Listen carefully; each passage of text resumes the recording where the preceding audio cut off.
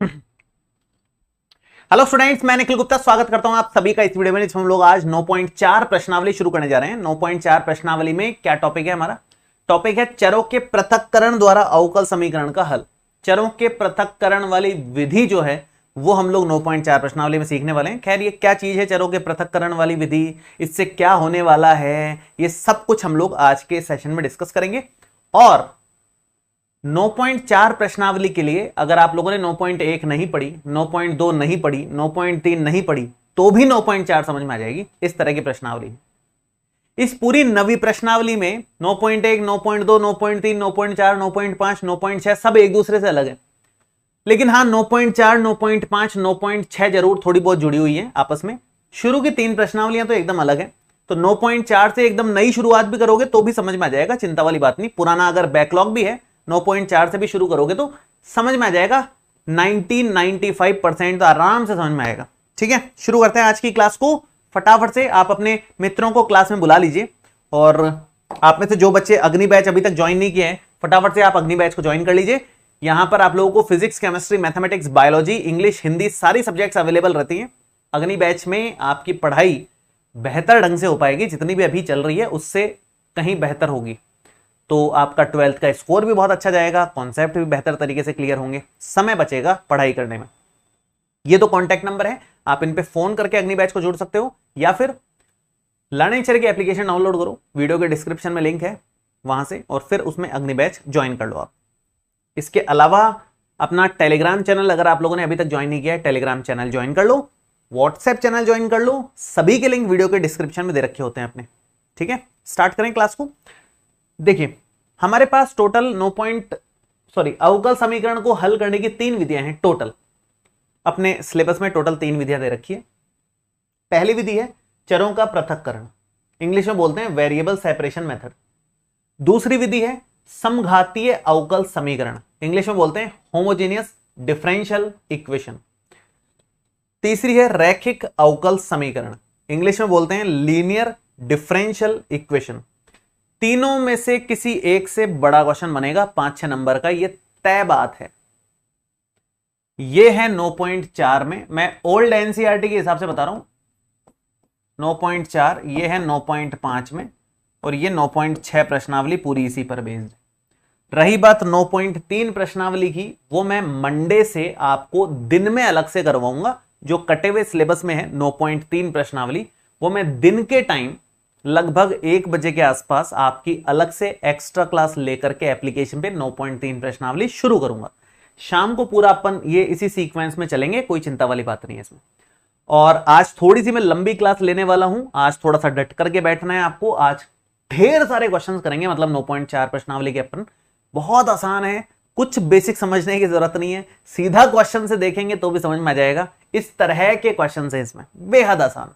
चरों के पृथक्करण द्वारा हम लोग अवकल समीकरण का हल ज्ञात करेंगे। अवकल समीकरण का हल निकालने का मतलब यह है कि x और y में समीकरण प्राप्त हो जाना। जैसे भाई तीनों मेथड एकदम अपने अपने केस में बड़े बड़े क्वेश्चंस बनाते हैं, तीनों में ही अच्छे अच्छे क्वेश्चंस बनते हैं, और तीनों एक एक प्रश्नावली पर बेस्ड है। तो हम लोग तो फिलहाल चरों के पृथक्करण से शुरू कर रहे हैं, कुछ कुछ आसान प्रश्नों से शुरू करेंगे, छोटे क्वेश्चन जैसे हैं। तो ये कह रहा है अवकल समीकरण दे रखा है dy बाई डी एक्स बराबर x प्लस 1 बटे 2 माइनस वाई, जहां पर y is not equal to 2 है। इसका कोई विशेष अपने यूज नहीं आएगा। y नॉट इक्वल टू 2 इसलिए बोला है क्योंकि y 2 हो जाएगा तो नीचे 0 बन जाएगा, बाकी कोई चिंता करने की जरूरत नहीं है। इसका व्यापक हल ज्ञात करना है हमारे को। व्यापक हल का मतलब यह होता है कि ऐसे कौन से फलन हैं जो इस हल को संतुष्ट कर रहे हैं। ऐसे कौन से फलन हैं जो इस हल को संतुष्ट कर रहे हैं। हमने 9.2 प्रश्नावली में देखा था ना कि सिद्ध करो कि यार ये जो फलन है इसी का हल है। तो हमें इस बार हल दे रखा है, इसकी मदद से फलन ज्ञात करना है। हल की मदद से मतलब अवकल समीकरण की मदद से अगर हम फलन निकाल दें, उसे बोला जाता है अवकल समीकरण का हल। अवकल समीकरण का जो हल है, इसे ये क्या होता है, ये होता है अवकल समीकरण की मदद से हम लोग अगर फलन निकाल दें तो वो होता है अवकल समीकरण का हल। बस इतना ही करना होता है, इसमें कुछ नहीं करना। अवकल समीकरण से हम उसके फलन तक पहुंच जाए तो उसे ही अवकल समीकरण का हल बोलते हैं। मतलब ये dy/dx वाली जो टर्म्स हैं वो हट जाए तो जो बचता है वो अवकल समीकरण का हल बचता है। एक और बात, हाँ, अपने सिलेबस में कौन से अवकल समीकरणों का हल निकालने को दिया हुआ है? अपने सिलेबस में 12th क्लास में केवल एक कोटि के अवकल समीकरण हैं।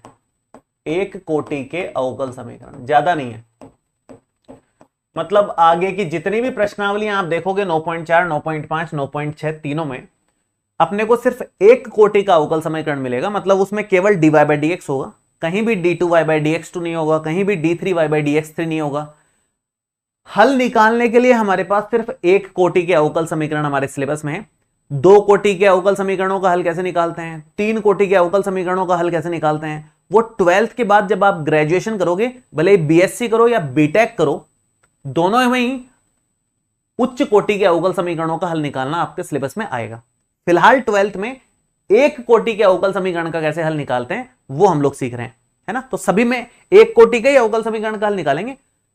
एक मेथड ये है, एक मेथड ये है, एक मेथड ये है। कुछ क्वेश्चन इससे आसान होते हैं, कुछ इससे होते हैं, है ना। सारे क्वेश्चन तीनों से हो ऐसा जरूरी नहीं है। कुछ क्वेश्चन इससे होते हैं, कुछ इससे हो जाते हैं, कुछ इससे हो जाते हैं। अलग अलग पैटर्न है सब में, तो वो हम लोग सीखने वाले हैं। तो स्टार्ट करते हैं। अब फाइनली अवकल समीकरण हमारे को ये दे रखा है, कौन सा दे रखा है, dy/dx। एक मिनट, हमें दिया हुआ है dy/dx बराबर है x + 1/2 - y। ये अवकल समीकरण है, इसका हल निकालना है। हल निकालने का मतलब यह है, ध्यान से समझना इस बात को। मैंने आपको बताया हल निकालने का मतलब है फलन प्राप्त करना। फलन प्राप्त करने का मतलब है कि dy और dx हटे जैसे तैसे करके। वो कब हटेगा, जब आप इसको थोड़ा क्रॉस मल्टीप्लाई करोगे। 2 - y dy के पास ले जाओ, y वाले सारे एक सारा ले लिए हमने, और x + 1 जो है वो dx इधर आ जाएगा उसके पास में। x वाले सारे एक तरफ हो गए। डिवाइड में कुछ नहीं हो, dy और dx ऊपर ही होना चाहिए। बाकी लोग भले डिवाइड में आ जाए, लेकिन dy और dx ऊपर होना चाहिए। तो dx ऊपर चला गया, dy ऑलरेडी ऊपर था। अब पूरी लाइन का अगर आप इंटीग्रेशन कर दो, सोचना ध्यान से, अगर पूरी लाइन का इंटीग्रेशन कर दो तो अपने आप dy और dx हट जाएंगे। जो आएगा वो हल प्राप्त हो जाएगा, वो समीकरण मिल जाएगा। एक और इंपॉर्टेंट बात, इस मेथड का नाम है चरों का पृथक्करण विधि। चरों का पृथक्करण का मतलब है पूरी तरीके से x एकदम एक तरफ हो जाए, पूरी तरीके से y एकदम एक तरफ हो जाए, x और y पूरे सेपरेट हो जाएं, फिर उनका इंटीग्रेशन कर दें और उससे अगर हम आंसर निकालें तो उसे बोलते हैं चरों का पृथक्करण वाली विधि। उस विधि से हम लोग अवकल समीकरण का हल निकालते हैं। सबसे आसान विधि है, दिमाग नहीं लगाना पड़ता। सारे x एक तरफ कर लो, सारे y एक तरफ कर लो और इंटीग्रेशन कर दो। इंटीग्रेशन करते ही dy हट जाएगा, dx हट जाएगा, और हमारा टारगेट यही था कि dy हट जाए, dx हट जाए। जैसे ही dy और dx हट जाएगा, आपके पास x और y में फलन आ जाएगा और वही उस अवकल समीकरण का व्यापक हल कहलाएगा। समझ आई यहां तक बात? मैं अब कंप्लीट कर देता हूं, तो उससे आपको और थोड़ी सी क्लैरिटी आ जाएगी, अगर कुछ आधा अधूरा बचा होगा दिमाग में तो। 2-3 क्वेश्चन करेंगे, उसके बाद तो ऐसा लगेगा आपको कि सर हम ही कर लेंगे, आप तो छोड़ ही दो। उसके बाद तो आप लोग खुद मेरे को ये बोलोगे, इतने आसान क्वेश्चन हैं, आप लोग बस देखते रहो, मजा आएगा आप लोगों को। और कॉपी पेन साथ में रखो, कोशिश करो मेरे से पहले करने की। बहुत शानदार प्रश्नावली है, बहुत प्यारी, और बड़ा क्वेश्चन बनता है, ये मान के चलो आप। छोटा क्वेश्चन नहीं बनेगा, बड़ा क्वेश्चन बनेगा इससे। बहुत शानदार प्रश्नावली है, ठीक है। करें आगे, देखिए यहां इंटीग्रेट करो जरा। 2 का इंटीग्रेशन तो 2y हो जाएगा, y के सापेक्ष कर रहे हैं क्योंकि x नहीं आएगा, y आएगा। y का हो जाएगा y²/2 बराबर में x का हो जाएगा x²/2 प्लस में 1 का हो जाएगा सिंपल x, क्योंकि x के सापेक्ष कर रहे हैं, प्लस में इंटीग्रेशन कांस्टेंट c लगाना पड़ेगा। एलसीएम लेना जरा, यहां से 2 अगर एलसीएम में लें तो ये हो जाएगा 4y माइनस का y² बराबर में, यहां से भी 2 एलसीएम में ले लें अगर, तो ये बन जाएगा x² प्लस में 2x प्लस में 2c। 2 से 2 तो कट गया, सब कुछ एक तरफ ले लो, सब कुछ एक तरफ ले लो इसको। तो यहां बन जाएगा इस तरफ 2c को इस तरफ लेके आ रहा हूं, ऐसा करता हूं 2c को इस तरफ ले आते हैं तो माइनस का 2c हो गया, या 2c पे रहना तो उधर ही यार, ठीक है कोई बात नहीं, इधर 0 ले लेता हूं मैं। ये बन जाएगा एक्स स्क्वायर प्लस का 2x प्लस का 2c और प्लस का वाई स्क्वायर हो जाएगा, और 4y उधर जाकर के माइनस का 4y हो जाएगा। तो देखा जाए तो क्या फाइनल आंसर आया, एक्स स्क्वायर अपने साथ में है, प्लस में वाई स्क्वायर अपने साथ में है, प्लस में 2x है, माइनस में 4y है, और 2c को नया कांस्टेंट d नाम दे देते हैं, बराबर में 0 है। यही हमारे अवकल समीकरण का व्यापक हल प्राप्त हो गया। आप यहां पर लिख दोगे, यहां d बराबर में 2c है, एक नया कांस्टेंट इसको मान लिया। कुछ नहीं करना था, क्वेश्चन इतना आसान था, क्या करें बताओ, एकदम सिंपल क्वेश्चन है, सही है कि नहीं है। एक चीज हमेशा ध्यान रखनी है, जो मैं यहां साइड में बता देता हूं आपको, जो आपको गलती नहीं करनी है, क्या कि अगर आपके पास इस तरह से है dy बाई डी एक्स बराबर क्या है, x प्लस 1 बटे वाई माइनस 2 माइनस वाई। मैंने कहा कि यार चरों का पृथक्करण करना है, x अलग और y अलग दिखना चाहिए, फिर इंटीग्रेट कर दो, मैंने ये कहा है। तो आप कहोगे कि सर ऐसे भी तो कर सकते हैं, ऐसे क्यों नहीं किया फिर आपने, कि भाई x इधर ले आए, 1 अपॉन में x प्लस 1 आ गया dx के साथ में, और 1 अपॉन में 2 माइनस वाई के नीचे इधर dy आ गया, मतलब ये भी नीचे आ गया, ये भी नीचे आ गया। अब इंटीग्रेशन हो गया, तो अब इंटीग्रेशन होगा ही नहीं भाई। कभी आपने देखा है ऑपरेटर डिवाइड में आ जाए, कभी देखा है इंटीग्रेशन में dx डिवाइड में आ जाए, कभी भी देखा है।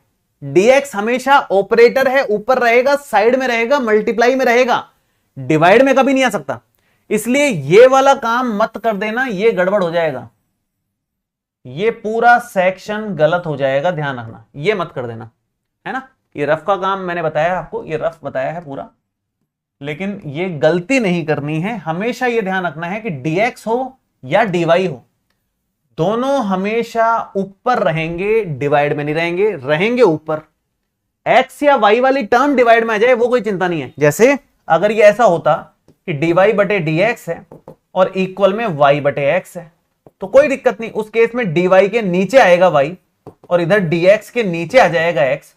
ये इंटीग्रेशन होगा तो ये चल जाएगा, इसकी चिंता नहीं है, ये चलेगा, क्योंकि इसमें dy और dx ऊपर है, x और y नीचे हो कोई फर्क नहीं, इंटीग्रेशन तो उसका बन ही जाएगा, आराम से आंसर आएगा, कोई चिंता वाली बात नहीं है। लेकिन dy और dx कभी भी डिवाइड में नहीं होना चाहिए, बस एक यही मिस्टेक हो सकती है, और कोई इसमें मिस्टेक होने की गुंजाइश नहीं है। ये पूरी प्रश्नावली 9.4, 9.5 और 9.6 इंटीग्रेशन पे बेस्ड है। जिसको इंटीग्रेशन पता है तुरंत आंसर आएगा, क्योंकि सिर्फ सेपरेट करके इंटीग्रेट ही करना है और कुछ करना ही नहीं है, इसमें कहीं दिक्कत नहीं आएगी, इतनी सिंपल है। सोचो, फोकट के नंबर है 5 नंबर, फोकट के कह रहा हूं मैं, फ्री के नंबर हैं, फटाफट नोट करेंगे फिर हम आगे बढ़ेंगे। तुरंत माने तुरंत, समय नहीं लगाना है बिल्कुल भी, नोट तुरंत करना है, ठीक है ना। चलिए, मैं आगे बढ़ रहा हूं और अगले क्वेश्चन की तरफ स्टार्ट कर रहा हूं। और मैं पहले भी बता चुका हूं आप लोगों को, लंबी क्लास होगी, थोड़ा सा पेशेंस रखना है, ध्यान से देखना है। आज चित्रांश सर की क्लास नहीं है, उनके थोड़ा पहचान में किसी की डेथ हो गई है, तो वहां गए हुए हैं, इसलिए आज पूरे दिन उनकी कोई भी क्लास नहीं हुई है। तो इसलिए क्योंकि चित्रांश सर की क्लास नहीं है तो मेरी क्लास थोड़ी सी लंबी होगी, फिर उसके बाद जब मेरी क्लास खत्म होगी तो आपकी केमिस्ट्री की क्लास, राहुल सर की क्लास शुरू हो जाएगी। तो आप निश्चिंत रहें, आपका टाइम तो उतना ही जाएगा, ज्यादा चिंता वाली बात नहीं है, आराम से कवर हो जाएगा, ठीक है। चलो, तो हम लोग अगले क्वेश्चन की तरफ आते हैं। नेक्स्ट वाला क्वेश्चन देखिए आप, 1 मिनट रुकना, बस 1 मिनट होल्ड करना बच्चों। हाँ जी, हो गया, बहुत बढ़िया। नेक्स्ट, अवकल समीकरण दे रखा है dy बाई डी एक्स बराबर 1 plus y square upon 1 plus x square का व्यापक हल ज्ञात कीजिए। व्यापक हल क्यों लिखा हुआ है, क्योंकि c आ गया यहां पर, c या d कोई कांस्टेंट आ गया, इंटीग्रेशन कांस्टेंट, जिसके अनंत मान होते हैं, सबको पता है अनिश्चित समाकलन में, तो वो व्यापक हल है। विशिष्ट हल का क्या मतलब होगा, इस d का मान कोई पर्टिकुलर वैल्यू आ जाए, कोई विशिष्ट मान आ जाए, 5, 10, -3, √4 कुछ आ जाए इस तरह का मान, तो वो विशिष्ट हल आ जाएगा। जब तक कोई विशिष्ट मान नहीं आ रहा c का या कोई कांस्टेंट का, तब तक वो व्यापक हल की कैटेगरी में आता है। विशिष्ट हल वाले क्वेश्चंस आएंगे आगे, तब हम उनको समझ लेंगे कि कैसे करने होते हैं, कोई खास उसमें नहीं होता है, बहुत सिंपल से क्वेश्चंस हैं। स्टार्ट कर रहे हैं नेक्स्ट 10वां उदाहरण। ध्यान से देखिए, ये कह रहा है कि यार dy बाई डी एक्स किसके बराबर दे रखा है हमारे को, dy बाई डी एक्स बराबर दे रखा है 1 प्लस वाई स्क्वायर और बटे में 1 प्लस एक्स स्क्वायर के। जरा यहां पर क्रॉस मल्टीप्लाई वगैरह करो, dy के डिवाइड में 1 प्लस वाई स्क्वायर आ जाएगा और dx के डिवाइड में 1 प्लस एक्स स्क्वायर हो जाएगा, क्योंकि dy और dx ऊपर चाहिए, बाकी लोग भले ही कहीं भी जाएं कोई फर्क नहीं पड़ रहा। इंटीग्रेशन जैसे ही आप करेंगे, डायरेक्ट फॉर्मूला है tan इनवर्स y का, डायरेक्ट फॉर्मूला है tan इनवर्स x का, और प्लस में इंटीग्रेशन कांस्टेंट c है। आंसर आ चुका है। इससे फर्जी क्वेश्चन मुझे नहीं लगता आप लोगों ने देखा है अभी तक कोई, ना ही मिलेगा आगे। ये सबसे फर्जी क्वेश्चन है, जितना संभव है ना फर्जी वाला वो सारा इसी में संभव है, मतलब मैक्सिमम फर्जी क्वेश्चन है। इससे फर्जी कुछ नहीं हो सकता, ये मान के चलो आप। ठीक, चलो नेक्स्ट अगला प्रश्न, उदाहरण नंबर 10 के बाद में नेक्स्ट है 1 से लेकर 10 तक के प्रश्नों में प्रत्येक अवकल समीकरण का व्यापक हल ज्ञात कीजिए। धड़ाधड़ 1 से लेकर 10 तक कंप्लीट करूंगा अभी के अभी, और 10 तक ही नहीं, आगे 15 तक के क्वेश्चंस कंप्लीट करूंगा मैं। तो इसलिए मैं कह रहा हूं लंबी क्लास है, डट करके शांति से चुपचाप से बैठे रहना है, धड़ाधड़ कॉपी पेन लेकर के नोट करते रहना है, और मेरे से पहले करने की कोशिश करो। मेरे से पहले हो जाए तो इससे बढ़िया दुनिया में कुछ हो ही नहीं सकता, ये तो बेस्ट है। फिर इससे बढ़िया क्या होगा यार, मेरे से पहले तुम लोग कर लो, ये तो बेस्ट वाली फीलिंग जो होती है ना, वो यही होती है बस मेरे लिए तो, कि मेरे से पहले करते जा रहे हैं करते जा रहे हैं करते जा रहे हैं, आंसर आप लोगों के आते जा रहे हैं आते जा रहे हैं आते जा रहे हैं, और बच्चे शुरू से लेकर लास्ट तक टिके हुए हैं।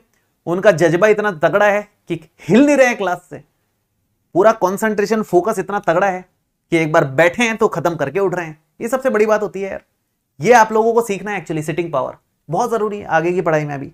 अभी तो असली पढ़ाइयां शुरू होगी 12वीं के बाद में आपकी, तो बहुत काम आएगी ये चीजें। देखिए हाँ, ये हुई ना बात, थोड़ा सा ठीक क्वेश्चन आया है ये। चलो नंबरिंग डालते हैं और फिर आगे बढ़ते हैं। पहला क्वेश्चन देखिए, dy बाई डी एक्स बराबर में 1 माइनस इंटीग्रेशन का इस्तेमाल है। पूरी 9.4 प्रश्नावली में आपको ऐसा लगेगा कि मैं इंटीग्रेशन पढ़ रहा हूं, मतलब आपको लगेगा कि मैं पढ़ रहा हूं और मुझे लगेगा कि मैं इंटीग्रेशन पढ़ा रहा हूं। कुछ नया नहीं है। अब देखो इसमें कुछ भी नया है क्या, ये सारा x वाला है, dx इधर भेज दो बस, dy अकेला जाएगा बेचारा, कोई बात नहीं, इसको अकेले से डर नहीं लगता, अपन खड़े हैं यहां पर साथ में इसके। यहां पर dx ले जाओ बस, और जैसे ही आपने dx इधर दिया, इंटीग्रेशन का चिन्ह लगाया, भाई इसका तो y हो जाएगा, इसका इंटीग्रेशन हम कर देंगे। इंटीग्रेशन एक साथ ही कर लेंगे, तो इसका अभी एक साथ ही करेंगे, तो अभी रहने दो इसका। 1 माइनस कॉस एक्स का फॉर्मूला है हमारे पास 2 साइन स्क्वायर एक्स बाई 2, और 1 प्लस कॉस एक्स का फॉर्मूला है 2 कॉस स्क्वायर एक्स बाई 2, और इंटीग्रेशन और यहां पर dx लग जाएगा, 2 से 2 कट जाएगा, और ये है इंटीग्रेशन dy इक्वल में साइन स्क्वायर बटे cos square tan square x by 2, और यहां पर dx है, ये इंटीग्रेशन। हाँ जी हो गया आसान। ये सूत्र मैंने आपको बोला था दूसरे चैप्टर में भी आएगा, 5वें में भी आएगा, 7वें में भी आएगा काम में, और 9वें में भी आ ही गया काम में। क्या करें बताओ। 12th में मुझे लगता है ये दोनों सूत्र कम से कम भी नहीं तो 20, 25, 30 क्वेश्चंस में काम आए होंगे। अभी भी अगर आपको याद नहीं हुए हैं तो भाई मैं क्या बोलूं, फिर मेरे पास शब्द नहीं बचेंगे, है ना। तो याद होने ही चाहिए अब तो। खैर tan स्क्वायर का हमारे को इंटीग्रेशन पता है, हम जानते हैं कैसे करना है, डायरेक्ट नहीं पता हमारे को फॉर्मूला इसका, लेकिन हम जानते हैं इसको कैसे करना है। 7.1 प्रश्नावली से पता नहीं 4-5 बार आ चुका है ये। tan स्क्वायर को sec स्क्वायर एक्स माइनस 1 लिख करके हम लोग इंटीग्रेट कर लेंगे तो आंसर आ जाता है, क्योंकि sec स्क्वायर का इंटीग्रेशन पता है, tan का नहीं पता, तो कोई बात नहीं, sec स्क्वायर से कर लो, अपने को कहां दिक्कत है उसमें। अपने को क्या भाई, अपने को तो आंसर निकालना है बस, और कुछ नहीं चाहिए अपने को। हाँ, तो ये dy का क्या हो जाएगा, dy का हो जाएगा y, और इधर sec स्क्वायर एक्स बाई 2 का इंटीग्रेशन, sec स्क्वायर का क्या होता है tan, तो ये हो जाएगा tan x बाई 2 और डिवाइडेड बाय 1 बाई 2, और माइनस में 1 का हो जाएगा x, प्लस में आ जाएगा c।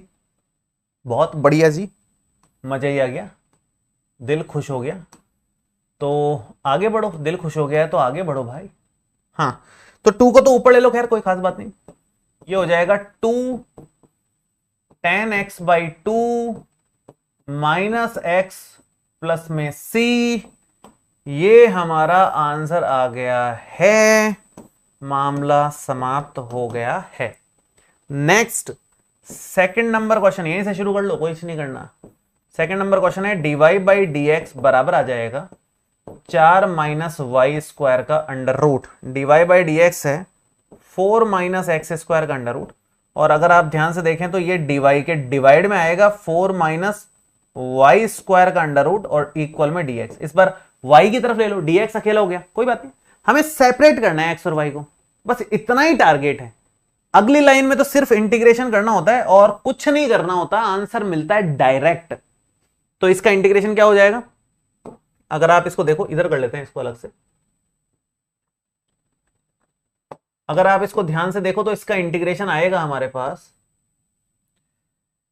ये बनेगा फॉर्मूला किसका, sign inverse x upon a, तो y अपॉन 2, a की वैल्यू 2 का स्क्वायर हो जाएगी यहां पे, मतलब 2 हो जाएगी, dx का x हो गया प्लस में c हो गया।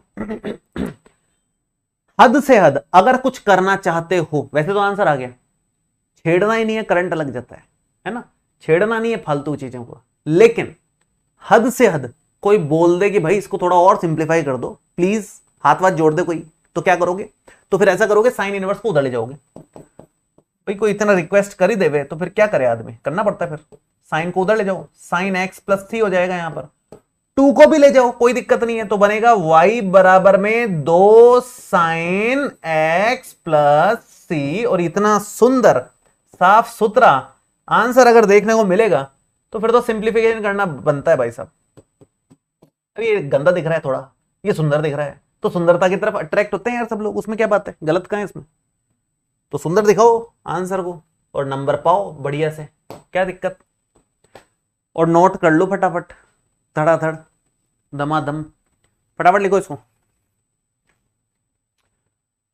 हाँ जी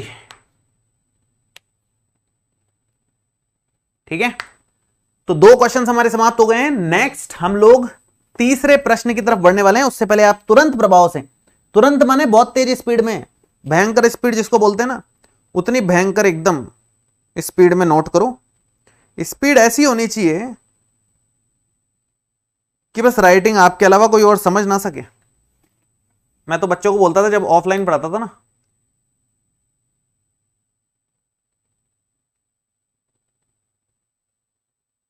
जब मैं ऑफलाइन पढ़ाता था तो बच्चों को बोलता था कि खतरनाक स्पीड में लिखना है, ऐसी स्पीड में कि पेन इतनी स्पीड से चले कि बस पेपर से पेन चलते चलते चिंगारी निकल जानी चाहिए, खतरनाक एकदम फुल स्पीड में लिखना है, गंदी राइटिंग हो जाए भले कोई फर्क नहीं पड़ता। नेक्स्ट थर्ड वाला देखो, अरे यार इतना फर्जी क्वेश्चन मजा ही नहीं आ रहा करवाने में, तीसरा तो एकदम ही फर्जी है यार। देखो भाई dy बाई डी एक्स करवाना ही पड़ेगा, लेकिन क्या ऑप्शन है, कैसे करेंगे, वैसे दिखने में अच्छा है क्वेश्चन यार, इतना इतना फर्जी नहीं दिख रहा दिखने में, एकदम से देख के नहीं समझ में आ रहा कि कैसे चरों का पृथक्करण करें। dx तो इधर है, dy बाई डी एक्स के साथ में तो प्लस में y है, एलसीएम एलसीएम थोड़ी ले सकते हैं, क्या करें फिर इस केस में, थोड़ा तो फंसा हुआ सा महसूस होता है यहाँ पर, लेकिन ज्यादा टेंशन वाली बात नहीं है, बहुत आसान सा है, अगर आप थोड़ा भी ध्यान दोगे इसमें तो फंसने की वैसे कोई गुंजाइश है नहीं। यहां पर dy बाई डी एक्स है, y को अगर मैं उधर ले जाऊं तो ये 1 माइनस वाई बन जाएगा, पूरी टर्म y की है, पूरा dy के साथ में डिवाइड में ले लो, कोई टेंशन नहीं, कोई बोलने वाला कुछ नहीं है, dx उधर लेके चल जाओ, यहां dx आ गया, इंटीग्रेशन करते ही आंसर के अलावा कुछ मिलेगा ही नहीं, है ना, एकदम से स्ट्राइक हो सकता है ना किया हो, लेकिन यहां के बाद तो क्या ही बचा है, बहुत सिंपल है, 1-2 स्टेप की बात थी। इंटीग्रेशन का रोल है पूरा, क्या आएगा इसका इंटीग्रेशन, 1/x का तरह वाला बनेगा, 1/x का होता है log x, वैसे ही यहां पर बनेगा log 1 माइनस वाई का मॉड, लेकिन y का गुणांक वो डिवाइड में आएगा, ये मत भूल जाना, यही गलती होती है। बराबर में क्या है, x प्लस सी है, तो फाइनल आंसर क्या आ गया, माइनस का log 1 माइनस वाई का मॉड बराबर में x प्लस सी, ये हमारा फाइनल आंसर है। फटाफट से इसको नोट कीजिए। और एक छोटी सी चीज जो मैं आपको बताना चाह रहा हूं, वैसे तो ये आंसर आ चुका है, लेकिन होता क्या है, अपनी बुक में लॉग में आंसर बहुत कम छोड़े हुए हैं, आंसर ई की पावर में कन्वर्ट किए हुए हैं। यहां तक भी वैसे आप करोगे तो आंसर पूरा माना जाएगा, सही माना जाएगा, कोई गलत नहीं कर सकता, किसी की हिम्मत नहीं है, लेकिन बुक से आंसर मैच नहीं कर रहा और फिर आप लोग करोगे तंग मेरे को बाद में, तो मैं बेहतर है कि बुक से आंसर मैच भी कराता हुआ चलूं साथ के साथ और ये बताता चलूं कि ये करोगे या वो करोगे, दोनों सेम ही बातें हैं। बुक से आंसर मैच कराने के लिए थोड़ी बहुत आपको लॉग का जानकारी होनी जरूरी है। आप माइनस को उधर फेंक दो माइनस, कोई दिक्कत नहीं है। माइनस उधर लेके जाओगे तो क्या बनेगा, log 1 माइनस वाई। अब यार ये इसने बोला है y is not equal to 1, बेवकूफ ने ये नहीं बताया कि y का मान जो है सही नहीं है ना। ये चीज बुक वाले बेवकूफ है, थोड़ा सा सिस्टमेटिक नहीं करते हैं यार काम। मैं क्या करूं अब इसमें मॉड लगाने से तो बात बनेगी नहीं, मॉड नहीं लगाएंगे तो आपको बेहतर समझ में आएगा बिना मॉड लगाए, नहीं तो आंसर मैच नहीं करने वाला।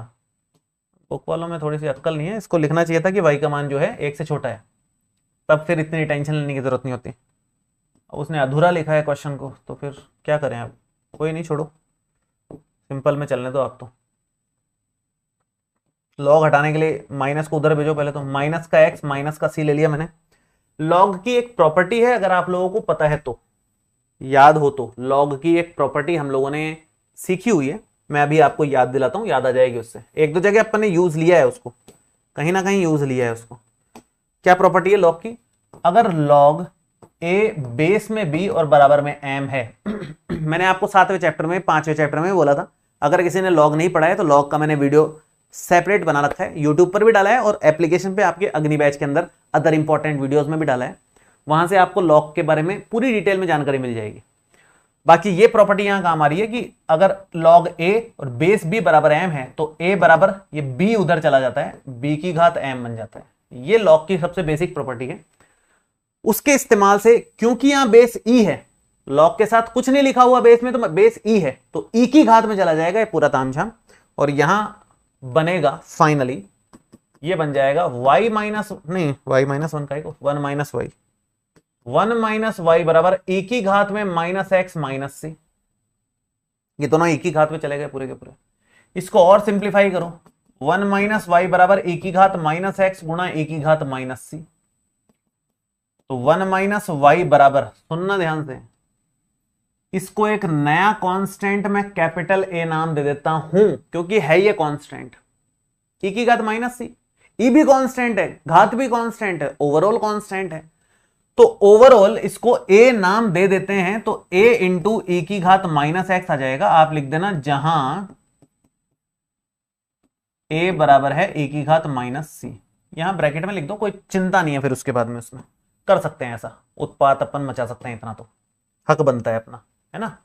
इसके बाद आगे बढ़ेंगे अगर, तो क्या लिखेंगे इसमें,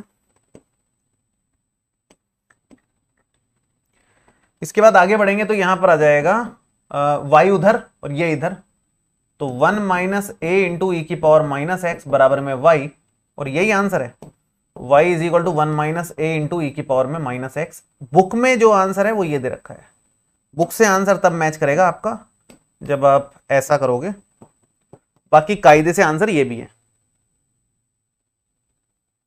अच्छा एक और इंपॉर्टेंट बात यहां पर, एक और इंपॉर्टेंट बात, एक मिनट रुको, अभी मत करो ऐसा, ऐसा मत करो, अभी ऐसा करो और सुंदर आंसर बुक से मैच करेगा नहीं, वरना आप लोगों का ये बड़ा पंगा करता है बुक वाला, बहुत हेर फेर करनी पड़ती है। पहले आप लास्ट में लिख देना इसका मान, ऐसा करो, ऐसा करो, इसका मान लास्ट में लिख देना, बुक से एकदम एग्जैक्ट मैच करवा देता हूं आपको। छोटा मोटा कांस्टेंट में फर्क नहीं पड़ता है, मैं आपको एक कैसे समझाऊं बातें यार,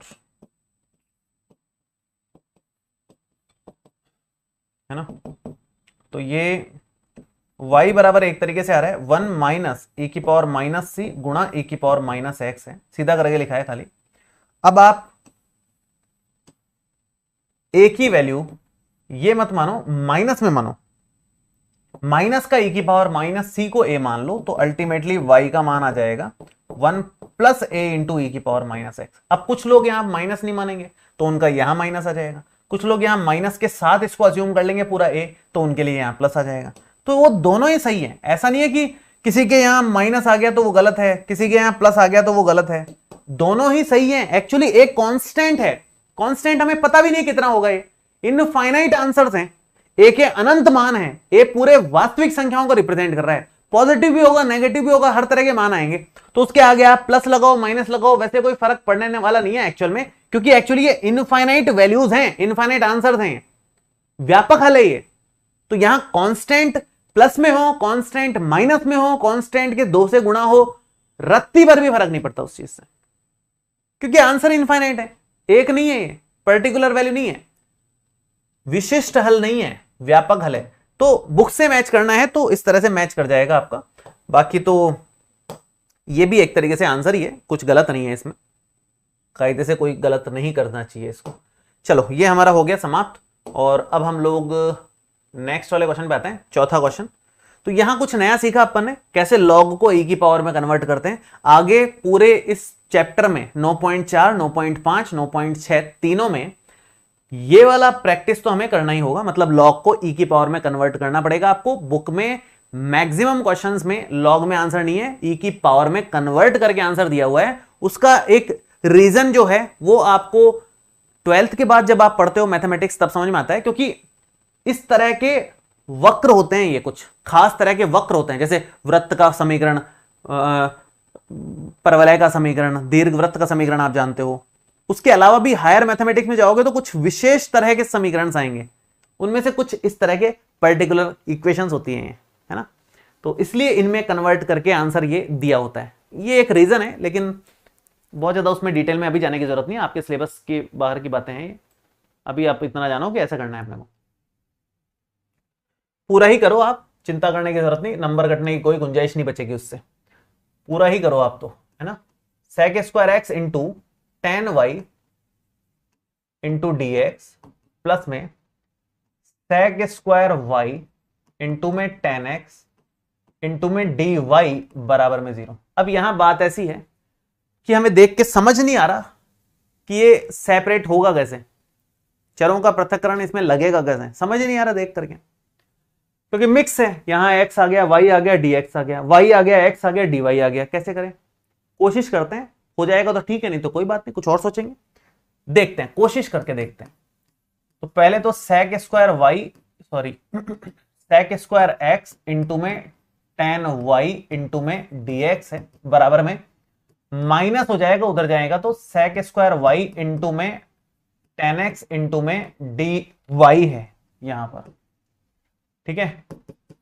तो यहां से ये है sec square y, sorry sec square x है, साथ में यहां dx है, तो यहां tan x भी इधर ही डिवाइड में ले लो इसी के साथ में, ये tan x आ जाएगा, इक्वल में माइनस अपनी जगह पर है, sec स्क्वायर वाई यहां पर है, tan y आ जाएगा डिवाइड में, और यहां dy हो जाएगा। दोनों तरफ कर दो आप इंटीग्रेशन, और आंसर के अलावा कुछ नहीं मिलेगा उसके बाद।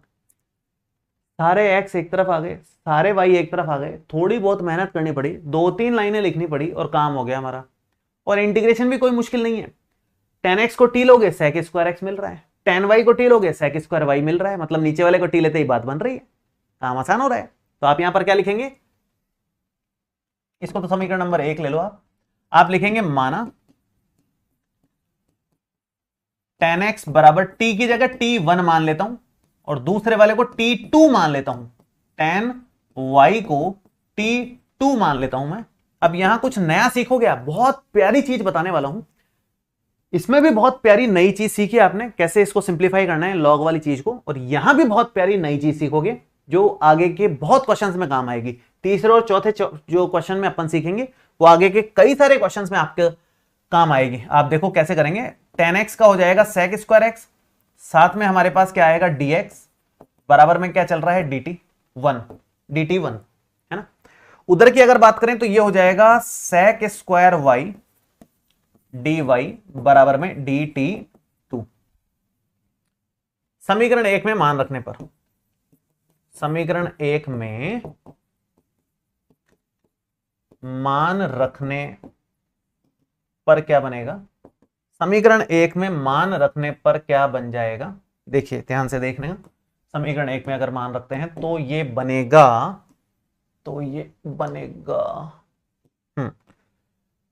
ऊपर वाला पूरा dt1 हो गया, नीचे वाला t1 है, बराबर में माइनस का dt2 हो जाएगा ऊपर वाला sec स्क्वायर वाई dy, और नीचे तो t2 चल ही रहा है। दोनों का इंटीग्रेशन एकदम आसान है, ये हो जाएगा log t1 माइनस का log हो जाएगा t2 प्लस में। अब यही समझने की बात है, देखो भाई बात ऐसी है, आप लोग कहोगे सर प्लस में सी आ जाएगा, सोचने की क्या बात है इसमें, लेकिन नहीं, अगर आप सिंप्लीफाई करना चाहते हो, सुंदर बनाना चाहते हो आंसर को, तो आप अगर ये भी लॉग में है, ये भी लॉग में है, तो सी को भी लॉग सी ले लो भाई, कांस्टेंट है। लॉग सी लो, साइन सी लो, ई की पावर सी लो, टेन सी लो, सिंपल सी लो, डी लो, एम लो, कोई फर्क नहीं पड़ने वाला, कांस्टेंट है। ज्यादा इज्जत नहीं होती कांस्टेंट की, समझो बात को। तो मैंने लॉग में ले लिया। क्यों लिया लॉग में? सिंप्लीफाई होगा, देखना बहुत शानदार सिंप्लीफाई होगा। अगर मैं इसको इस तरफ ले लूं तो क्या बनेगा ये, ध्यान से देखते रहना सब बच्चों को। लॉग T1, अगर सब कुछ लॉग में चले तो सी को भी लॉग में ही लेना है। ये इस वाले क्वेश्चन में सीखने को मिलेगा आपको। क्यों लेना है, अभी थोड़ी देर में आपको एकदम समझ में आ जाएगी बात कि ऐसा मैंने क्यों कहा, क्या खास बनेगा इससे। बहुत प्यारा कुछ टर्म बनेगा भाई, ऐसे थोड़ी बोल दिया है आप लोगों को करने को, कुछ ना कुछ बन रहा है इसीलिए बोला है। तो देखिए ध्यान से। हाँ जी, दो लोग अगर प्लस में है तो क्या होता है, मल्टीप्लाई में कन्वर्ट हो जाता है। दो लोग अगर प्लस में है तो मल्टीप्लाई में कन्वर्ट हो जाएगा, log T1 इंटू T2 बन जाएगा और बराबर में log C हो जाएगा। log से log खत्म, अंदर वाले बराबर, T1 T2 बराबर C हो गया। सिंपल हो गया काम, log ही हट गया पूरा का पूरा। इतना सिंप्लीफाई तो सोचा भी नहीं होगा शायद आप लोगों ने। log ही हट गया। इसी लाइन, इसी पेज पे पूरा खत्म करने की कोशिश कर रहा हूं, हो जाए तो बहुत अच्छी बात है। जगह की थोड़ी शॉर्टेज है, हल्का सा ऊपर तो मैं करके दिखाऊंगा आपको। यहां देख लो आप। तो इसको हम लोग क्या लिख सकते हैं नेक्स्ट लाइन में, इसको लिख सकते हैं T1 इंटू T2 बराबर में C, और T1 की वैल्यू है 10x, T2 की वैल्यू है 10y, बराबर में आ रहा है C। इतना सुंदर आंसर आ गया, कहीं लॉग का कुछ जिक्र ही नहीं है। इतना सिंपल, सुंदर, साफ सुथरा आंसर आएगा तो भाई इसी में देना है ना आंसर। कुछ बच्चे बोलेंगे सर हम तो यहीं तक छोड़ दें, तो नहीं, नंबर कटेंगे। क्या आप कभी क्वेश्चन में x का मान कभी आपके पास आता है कि साहब 14 प्लस 2, तो क्या आप इतना ही छोड़ के आते हो आंसर में? सिंप्लीफाई करते हो ना, जितना मैक्सिमम हो सकता है आपके, जितनी बस की बात है उतना करके छोड़ते हो ना। 14 प्लस 2 को 16 लिखते हो ना। वही है ये चीज कि सिंप्लीफाई कर रहे हैं हम लोग, जितना मैक्सिमम हो सकता है, जितना सिंप्लीफाइड वर्जन में दिखेंगे आंसर, जितना सरलतम रूप में लेके आ सकते हैं उतना लाना है।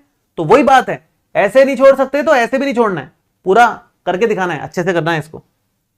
सारे क्वेश्चंस में ये बात ध्यान रखनी है, ठीक है? नोट कीजिए फटाक से। और बाकी आगे तो बढ़ ही रहे हैं हम लोग। इसको थोड़ा नीचे करके देख लेंगे, आ गया क्या इस पेज पे? थोड़ी सी जिद्दोजहद तो हुई लेकिन आ गया जैसे तैसे करके।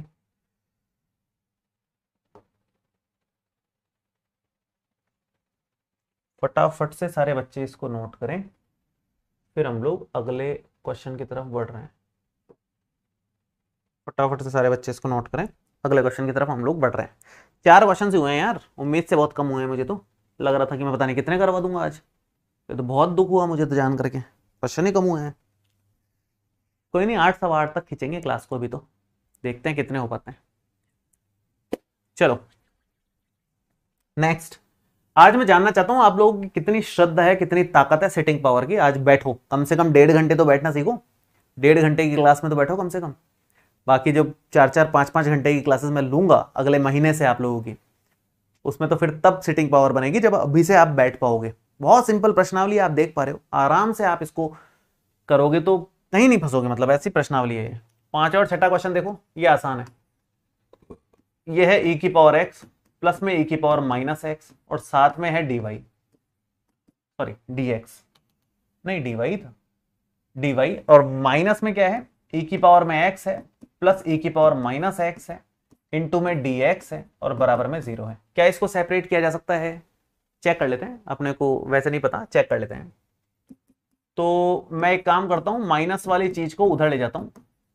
ये इसके साथ dy है, x ही ज्यादा दिख रहे हैं वैसे भी, इसको उधर ले जाते हैं। e की पावर x प्लस e की पावर माइनस x है, इंटू में dx है। यहां पर आप x वाले एक तरफ ले लो, y वाला तो यहां अकेला ही रह जाएगा, इसके पास कुछ है नहीं ले देके, सब x के पास चले गए हैं। तो e की पावर x, कुछ तो मिसप्रिंट है ना यहाँ पर, या तो यहाँ नेगेटिव है। बुक कहाँ है भाई, जल्दी से, समय नहीं है इतना जीवन में, बुक में से देख के बताता हूँ कहाँ मिसप्रिंट है ये। बुक बुक बुक, अरे बाबा बुक कहाँ गई? ओ 9.5, इससे पहले है 9.4। यार ये मिसप्रिंट है, हाँ बाद में है माइनस, यहाँ माइनस है भाई, थोड़ा मिसप्रिंट हो गया है, क्षमा प्रार्थी हैं इसके लिए। ये हटाइए। हाँ जी, तो e की पावर x माइनस e की पावर माइनस एक्स के डिवाइड में ये आ जाएगा e की पावर x प्लस e की पावर माइनस एक्स और इनटू में dx तो चल ही रहा है। इंटीग्रेशन लगाओ, मस्त रहो। इंटीग्रेशन भी बेहद आसान है, नीचे वाले का डिफरेंशियल डायरेक्ट दिख रहा है ऊपर। इसको t लोगे, इसका डिफरेंशियल है ऊपर, सोचने की बात ही नहीं है इसमें। ब्रैकेट में लिख दो, बल्कि मैं तो कहता हूं आप लिखेंगे माना e की पावर x प्लस e की पावर माइनस एक्स बराबर में t, तो इसका डिफरेंशियल आएगा e की पावर x माइनस e की पावर माइनस एक्स इंटू में dx बराबर में dt। ठीक है, तो यहां से बनेगा हमारे पास dy का y हो जाएगा। नहीं अभी मत लो, अगले लाइन में कर लेंगे, अभी तो dy ही रहने दो। इस तरफ हमने ऊपर dt लिख देना है, नीचे अपना t बन जाएगा। इंटीग्रेशन हम लोग कर ही देते हैं। dy का हो जाएगा y, ये हो जाएगा log t प्लस में c। ठीक है, बस t का मान रख देते हैं, जो भी है जैसा भी है, कोई इलाज नहीं है। t का मान रख दो, तो ये बन जाएगा y is equal to log e की पावर x प्लस में e की पावर माइनस एक्स और प्लस में c चल रहा है। यही आंसर छोड़ देने का है, ज्यादा टेंशन इसमें लेने की जरूरत नहीं। अब आप बोलोगे कि सर ये क्या बात हुई, ये तो लॉग में, इसको भी तो ई में बदलो। बेटा ये ऑलरेडी ई में इतना कॉम्प्लिकेटेड हो रखा है, इसको और कॉम्प्लिकेटेड करने की जरूरत नहीं है, इतना ही छोड़ दो, वरना और ज्यादा कॉम्प्लिकेशंस आएंगी अननेसेसरी, जरूरत नहीं है इतनी, छोड़ दो इसको, है ना। और जिसको करना है वो कर लेना, कोई ऐसी पाबंदी भी नहीं है अपनी तरफ से, करने वाले कर भी सकते हैं, छोड़ने वाले छोड़ दो। मेरी तरफ से तो यहां तक करोगे काफी है। ये पांचवा सवाल हमारा समाप्त हुआ। छठे सवाल की तरफ आते हैं। छठा क्वेश्चन भी सिंपल ही है, ऐसा कुछ उसमें है नहीं विशेष, छठा क्वेश्चन भी आसान है, यहां कर लेते हैं हम लोग। 6th नंबर क्वेश्चन है dy बाई डी एक्स बराबर है 1 प्लस एक्स स्क्वायर इंटू में 1 प्लस वाई स्क्वायर। ठीक है, कैसे करेंगे जरा खुद से करो यार, इतना आसान क्वेश्चन को भी करवाओगे क्या तुम लोग? खुद से करो फटाफट से। एक बच्चा कह रहा है परिणीत कुमार सर ई की पावर, ये माइनस का कैसे हुआ? बेटा ई की घात माइनस एक्स का डिफरेंशियल ई की घात माइनस एक्स आता है, फिर घात जो माइनस एक्स है उसका -1 भी आएगा, इसलिए मैंने डायरेक्ट लिख दिया। ये डिफरेंशियल कम से कम 10 बार तो आ चुका है अपने पांचवी प्रश्नावली से लेके अभी तक, कम से कम 10 बार इसका डिफरेंशियल आ चुका है एज इट इज। तो मेरे ख्याल से यार इसको तो डायरेक्ट करना आना चाहिए अब आपको, इसमें क्या सोचने की बात है इतनी। चलो नेक्स्ट, यहां से अगर हम देखें तो ये है dy तो है ही है, इधर 1 प्लस वाई स्क्वायर है, तो मैं नीचे 1 प्लस वाई स्क्वायर लगा देता हूं। यहां dx इधर लेके आ जाओ, x के साथ में x वाले y वाले सब सेम कैटेगरी के लोग साथ में रहेंगे तो एकदम सेम तरह की संगत मिलेगी, अकेलापन फील नहीं होगा। ये करना होता है बस चरों के पृथक्करण में, और कुछ नहीं करना। ये डायरेक्ट सूत्र है, सोचने की बात नहीं है इसमें। यह है tan इनवर्स y का सूत्र, डायरेक्ट है। 1 का x हो जाएगा, x स्क्वायर का x की घात 3/3 आ जाएगा और प्लस में c आ जाएगा, खत्म। आंसर है सीधा, मैच कर रहा है डायरेक्ट, सोचने की बात नहीं। 3 लाइनों का क्वेश्चन था मात्र, समाप्त भी हो गया है, सोचने से पहले तो खत्म ही हो गया है। लाइन खींचो, आगे बढ़ो, मस्त रहो, कुछ नहीं करना था, सिंपल था एकदम। 6 क्वेश्चंस तक निपट चुके हैं, आगे के क्वेश्चंस की तरफ बढ़ रहे हैं। क्वेश्चन नंबर 7वां देखिए, करें स्टार्ट। लिख लिया क्या सभी बच्चों ने? फटाफट लिखना है, समय नहीं लगाना, पहले बता रखा है आप लोगों को। और लाइक कर दो, लाइक कर दो बेशर्मो, लाइक कर दो तुरंत प्रभाव से। पढ़े जा रहे हो, पढ़े जा रहे हो, पढ़े जा रहे हो, लाइक नहीं कर रहे हो। चलो नेक्स्ट, ये भी आसान है वैसे तो, इतना विशेष बात है नहीं। 7वां 8वां खुद से कर सकते हो आप, देखो सही बात है, छोटे छोटे क्वेश्चन हैं। जो बड़े थे वो 3रा 4था था, बल्कि ये तो फिर भी छोटे हैं। देखो मैं करके दिखाता हूं आपको।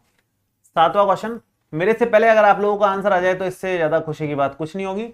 तो कोशिश तो यही करनी है आप लोगों को कि आप मेरे से पहले लिखो, सॉल्व करो फटाफट से।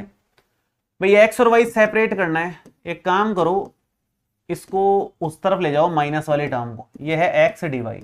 इतना तो सोच ही सकते हैं, मतलब इसमें क्या सोचने की बात है यार, इतना तो क्वेश्चन देख के सोचेंगे हम लोग। अब dx एक तरफ है, dy एक तरफ है, जहां dx है सब x वाले उधर ले जाओ, जहां dy है सब y वाले उधर ले जाओ, बस इतनी सी बात करनी होती है, हमेशा यही करना होता है। यहां है dx तो x वाले सारे इधर, x ये रहा तो dx के डिवाइड में जाएगा ये, dy यहां पर है तो y वाले सारे लोग इधर सर बैठे हैं, ये भी डिवाइड में ही जाएंगे। जैसे ही हम इसको ऐसा लिखेंगे, इंटीग्रेशन करेंगे, काम समाप्त। यहां डायरेक्ट हो जाएगा log x, उसमें कोई बात नहीं, यहां डायरेक्ट नहीं हो रहा, log y को t मानना पड़ेगा। log y का डिफरेंशिएशन है 1/y, तब जाकर के होगा, प्रतिस्थापन विधि से इसका इंटीग्रेशन होगा। ज्यादातर क्वेश्चंस आप नोटिस करेंगे 7.1 7.2 प्रश्नावली जो आपने सीखी है इंटीग्रेशन की, बेसिक इंटीग्रेशन, उसकी मदद से मैक्सिमम क्वेश्चंस हो जाएंगे आपके, आपको ज्यादा परेशान नहीं होना पड़ेगा, अधिकतर क्वेश्चंस उसी से रिलेटेड हैं, तो ज्यादा टेंशन वाली बात नहीं, कहने का मतलब ये है मेरा। आप लिखेंगे माना log y बराबर में t, log y का डिफरेंशियल 1/y dy बराबर में dt, ये हमारे पास ब्रैकेट क्लोज किया हमने। तो फिलहाल तो इंटीग्रेशन एक साथ ही करेंगे, dx/x रहने दो इसको, और ये बराबर में 1/y dy मिलाकर के dt हो जाएगा, और नीचे हमारे पास t रह जाएगा, ये इंटीग्रेशन है। dx/x हो जाएगा log x, और dt/t हो जाएगा log t। क्योंकि दोनों log में आ गए तो बेहतर रहेगा हम इसको ले लें अगर log c, बेहतर रहेगा, उसमें क्या सोचने की बात है ना। तो अब log की प्रॉपर्टी कहती है कि दो लोग अगर प्लस में हैं तो उनको मल्टीप्लाई में कन्वर्ट किया जा सकता है, दो लोग अगर प्लस में हैं तो मल्टीप्लाई में कन्वर्ट कर दो, कोई दिक्कत वाली बात नहीं है उसमें। तो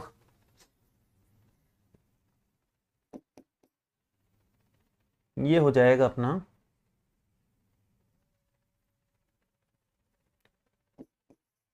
log x बराबर log t इंटू सी, है ना। तो log से log तो कटेगा, तो x बराबर t इंटू सी बन जाएगा। t का मान log y, t का मान है log y, ये हम लोग ब्रैकेट में लिखे ही हैं, यहां एक लाइन खींचना बनता है।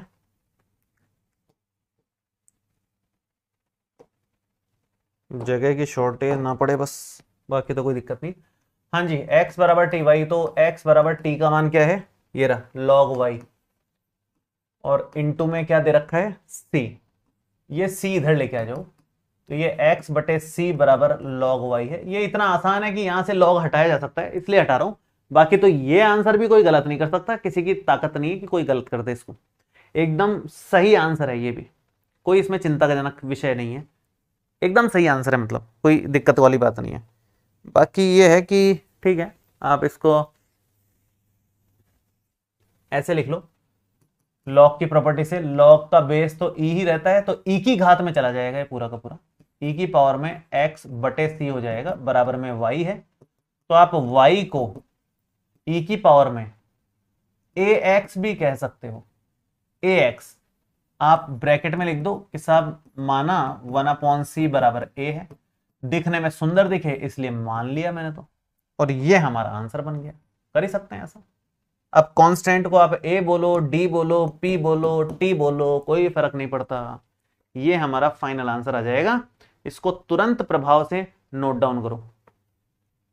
थोड़ा सिंप्लीफाई तो हुआ ना यार, इससे तो सिंप्लीफाई हुआ ना ये, तो सिंप्लीफाई जहां तक हो जाए, जो सुंदर दिखे वहां तक छोड़ना है, बस इतनी सी बात है।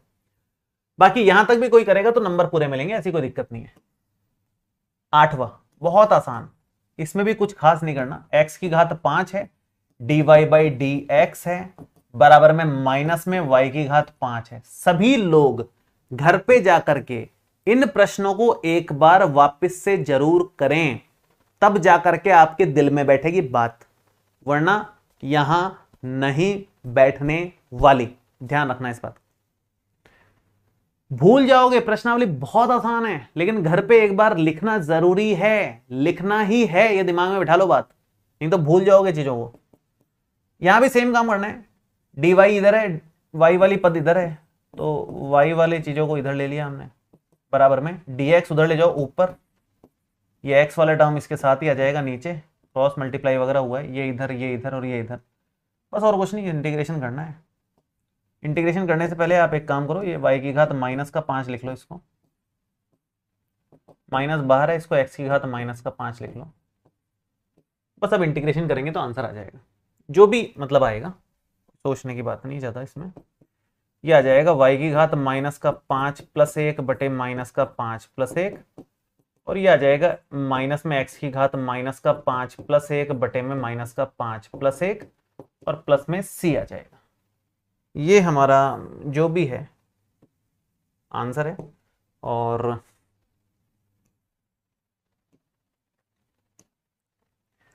बस इसको सिंप्लीफाई कर लेना, वही आंसर आ जाएगा। कर लोगे क्या, या मैं करके दिखाऊं? कर तो दूं मैं, लेकिन जगह नहीं दिख रही मेरे को तो यार, क्या करूं?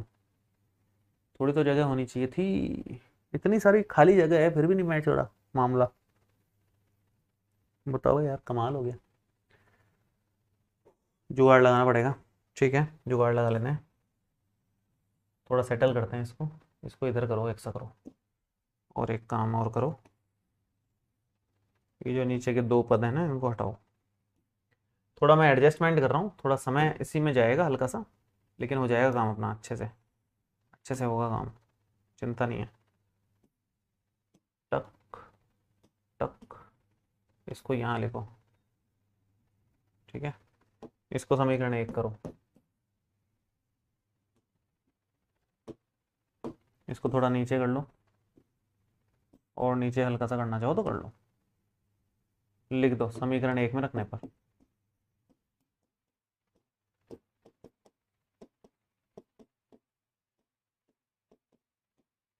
ठीक है, बस हो गया काम, और तो क्या है, इतना ही करना था। इसको इधर ले लिया, और इधर ले लो भले ही, और ये हमारे पास, सॉरी, ये हमारे पास एक लाइन तो यहाँ आ गई,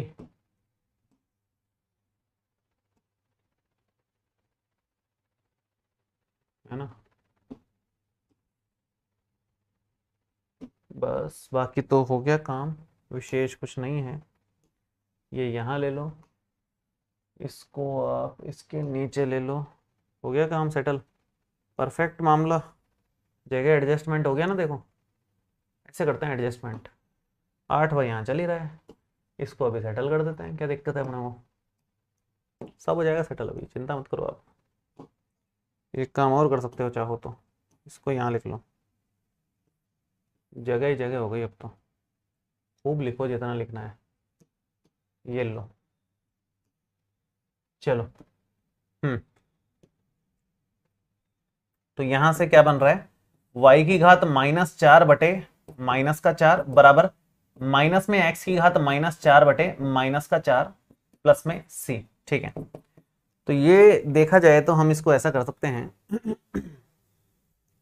एक तरफ ले लो, मतलब इसको एक तरफ ही ले लो, इस तरफ ले लो, तो y की घात माइनस 4 बटे माइनस का 4 प्लस में x की घात माइनस 4 बटे माइनस का 4 बराबर में c है। एलसीएम ले लो माइनस का 4, तो y की घात माइनस 4 प्लस x की घात माइनस 4 बराबर में तो c है खैर, और ये फाइनली बनेगा, थोड़ा सा ऊपर कर लेते हैं इसको सेटल करने के लिए,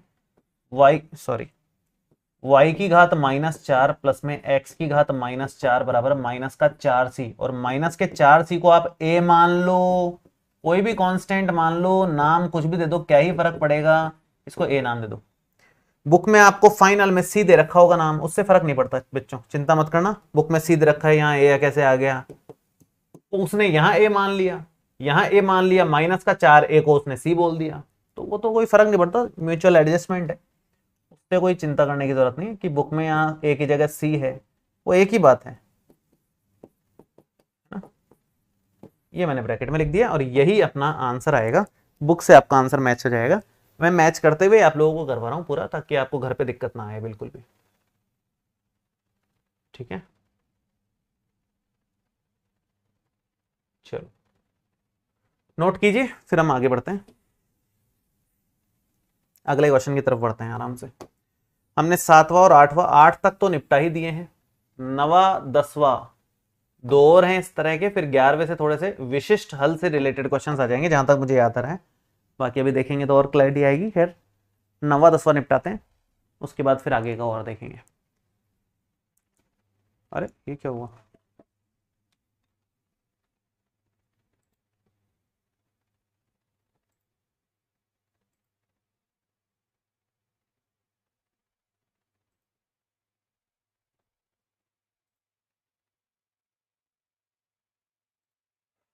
ठीक है, यहां तक सभी को क्लियर है क्या? किसी को दिक्कत तो नहीं है?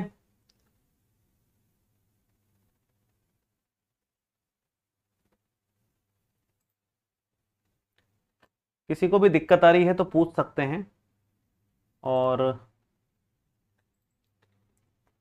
फिर हम लोग आगे बढ़ रहे हैं, दिक्कत वाली बात है नहीं।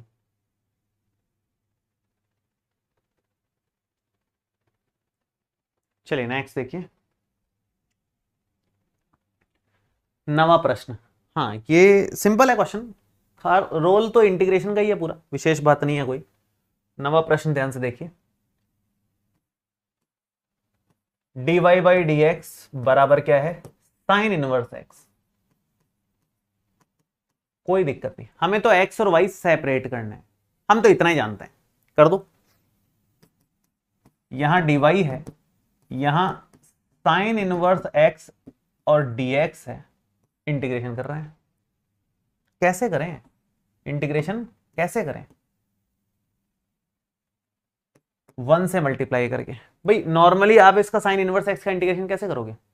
1 से मल्टीप्लाई करके ही इंटीग्रेशन करना पड़ेगा, u इंटू वी के अलावा इसका और कोई रास्ता नहीं है। डायरेक्ट इसका कोई फॉर्मूला नहीं सीखा हमने, इसको करने का तरीका हमने 7.6 में सीखा था, जहां u इंटू वी की मदद से हम लोग इसका निकालते थे, इसका भी निकालते थे, लॉग का निकालते थे, टेन इनवर्स एक्स सबका निकालते थे। मतलब वो u इंटू वी की मदद से होगा, 1 इंटू लेना पड़ेगा। उसमें भी 1 हमेशा सेकंड फंक्शन होता है, ये हमेशा फर्स्ट फंक्शन होता है। और बस इसके कर लो, आंसर निकल जाएगा आराम से। अब डी वाई बराबर यू इंटू वी लगाना जरा, फर्स्ट वाला एज इट इज, सेकंड का इंटीग्रेशन माइनस फर्स्ट का differentiation D by d x of sine inverse x, और सेकंड का इंटीग्रेशन 1 डी एक्स का ओवरऑल एक बार इंटीग्रेशन करना होगा। तो क्या बनेगा? अच्छा मैंने यहां इंटीग्रेशन नहीं लगाया, यहां भी लगा ही लो। यहाँ डी वाई का भले ही आप वाई कर लो, डी वाई का भी वाई कर लो, कोई बात नहीं, लास्ट में प्लस ही लगा लेंगे अपन, यू इंटू वी में तो ऐसे ही करना पड़ता है। ये है साइन इनवर्स एक्स, 1 का इंटीग्रेशन एक्स हो जाएगा, यहाँ पर 1 का इंटीग्रेशन एक्स हो जाएगा, साइन इनवर्स एक्स का डिफरेंशिएशन 1/1 प्लस एक्स स्क्वायर आता है, 1 का इंटीग्रेशन एक्स हो जाता है, और यहाँ डी एक्स लग के एक बार इंटीग्रेशन और है इसका, कर चुके हैं। मतलब इसका साइन इनवर्स एक्स का ऐसी कोई बड़ी बात नहीं है, रिपीट चल रही है एक तरीके से, 7वीं प्रश्नावली का रिवीजन चल रहा है एक तरीके से। नीचे वाले को टी लोगे बात बन जाएगी। कैसे? आप लिखेंगे माना 1 प्लस एक्स स्क्वायर बराबर में टी, डिफरेंशियल होगा 2x dx बराबर में dt, 2 को ले जाओ डिवाइड में तो x dx आ जाएगा dt बटे 2। ये सब आप समीकरण नंबर 1 में रख दो, इसको मैं इस तरफ लेता हूं और समीकरण 1 में रख दो, बस क्या दिक्कत है इसमें? ये तो यहां लो। अच्छा नवा क्या लिखना है फालतू ही, और सीधा आप हल लिखना शुरू करो यहां से। ठीक है, अब आप समीकरण 1 में मान रखने पर ऐसा लिख करके आगे बढ़ जाओ बस आराम से।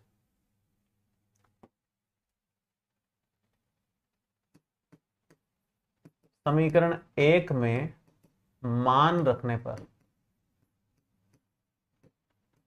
समीकरण 1 में मान रखने पर आ जाएगा क्या? y बराबर, ये x साइन इनवर्स x है, x पहले लिख देता हूं, दिखने में थोड़ा ठीक दिखता है उससे, माइनस में x dx आ जाएगा dt बटे 2, और नीचे t आ जाएगा, तो 1/t into D T upon में 2 इंटीग्रेशन, ये बनेगा y is equal to x sine inverse x, minus में 1/t का तो log t आएगा ही आएगा, 2 तो कांस्टेंट था उससे कोई फर्क नहीं, प्लस में c हमारा चल रहा है, t का मान आप रख दीजिए, t का मान है 1 प्लस एक्स स्क्वायर, तो हमारे पास बनेगा y बराबर x sign inverse x minus में 1/2 log 1 plus x square plus में c है, और यही हमारा फाइनल आंसर है। बस ऐसे करना है क्वेश्चन सॉल्व, और मुझे उम्मीद है कि आप समझ गए होंगे कि कैसे क्वेश्चन किया गया है। सर गलत जा रहा है सवाल, क्या गलत हुआ है बताओ जरा, कहाँ गलत हो गया?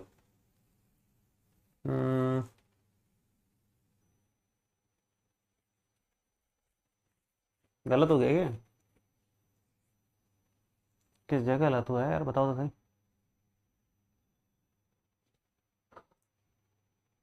कहाँ गलत हो गया है?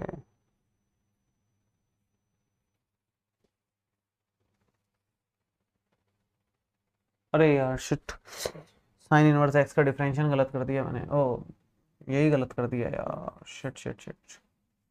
चलो कोई नहीं, करो जो भी है फिलहाल तो सेटलमेंट इसका।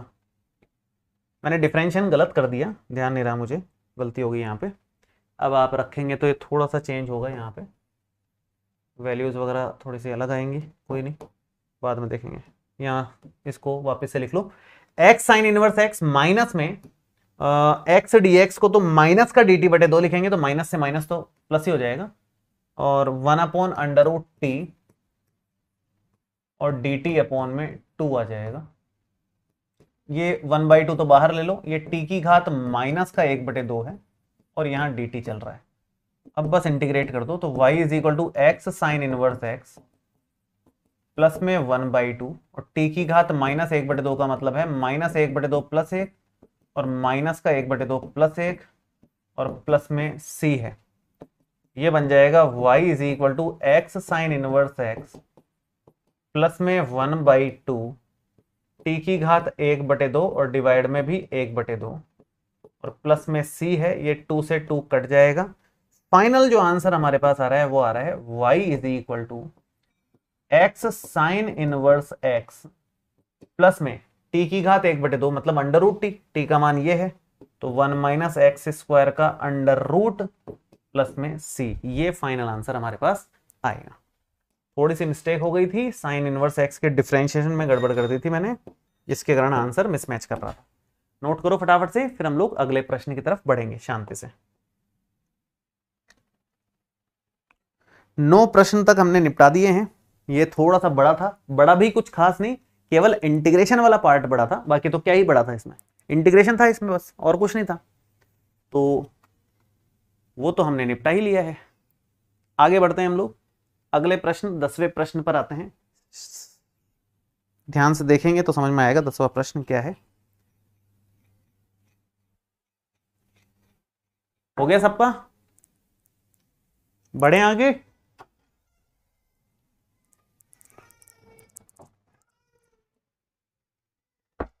देखिए, ज्यादा लंबी क्लास तो नहीं ले पाऊंगा, कुछ काम आ गया है मुझे। एक आखिरी क्वेश्चन मैं ये करवा देता हूं आज की क्लास में, ज्यादा नहीं करेंगे, किसी कारण से मुझे क्लास फ्री करनी पड़ेगी। कोई नहीं, ये वाला क्वेश्चन कर लेते हैं। e की power x into tan y, और ये dx है, प्लस में 1 माइनस e की power x into sec square y, और यहाँ dy है बराबर में 0 है। इसको पूरे को उस तरफ ले जाते हैं, क्योंकि x और y सेपरेट करने की कोशिश करनी है हमारे को, तो उसके लिए हम लोग इस पूरे टर्म को, प्लस वाले पूरे को माइनस में ले जाएं उधर, और ये 1 माइनस e की पावर x, और ये हो जाएगा सेक स्क्वायर वाई और dy, है ना। पहले उधर लेके गए। एक काम करो, इस माइनस को एडजस्ट कर लो अंदर ही, तो थोड़ा सा क्या है, माइनस फालतू दिखेगा नहीं इधर उधर, थोड़ा इजी हो जाएगी चीज। माइनस फालतू तंग करता है, माइनस को अंदर ले जाओ तो e की पावर x -1 हो जाएगा, और ये sec square y d y हो जाएगा। अब आप dx के साथ x वाले सारे पद ले लो, यहाँ e की पावर x है, नीचे आपके पास e की पावर x -1 हो जाएगा, यहाँ dx हो जाएगा। ये सेक स्क्वायर y है, साथ में यहाँ पर dy है, और उसके डिवाइड में tan y हो जाएगा।